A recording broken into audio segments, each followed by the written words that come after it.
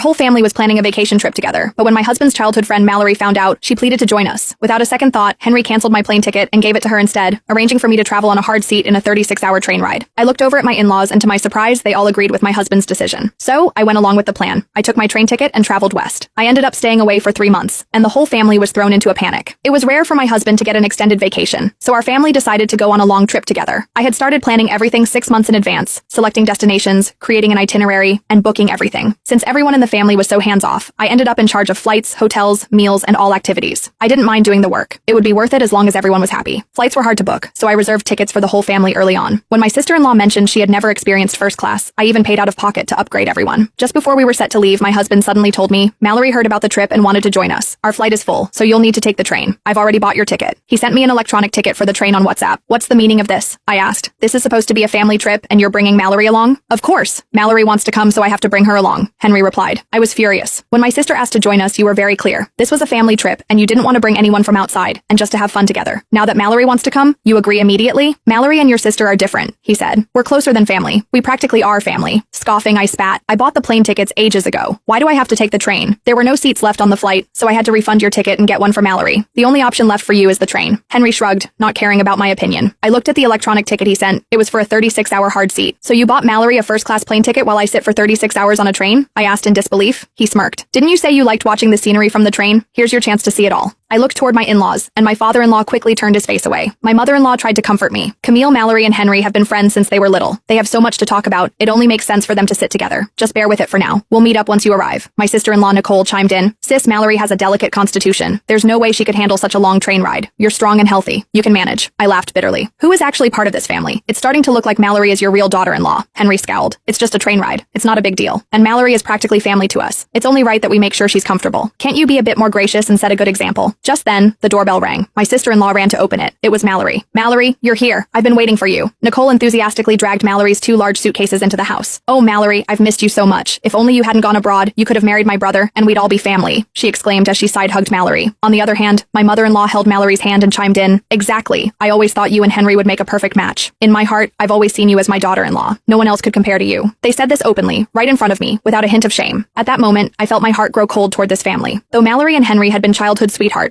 when the Baker family fell on hard times, she left the country without hesitation. It was me who helped the Baker family repay $500,000 debt, and out of gratitude, Henry married me. I had given so much to this family. My parents-in-law weren't in great health, and I'd been caring for Nicole since she was 10, handling everything from cooking and laundry to picking her up from school, helping with her homework, and attending her parent-teacher meetings. Now she was 15, and I had essentially raised her for 5 years. Though I was only her sister-in-law, I felt more like her mother.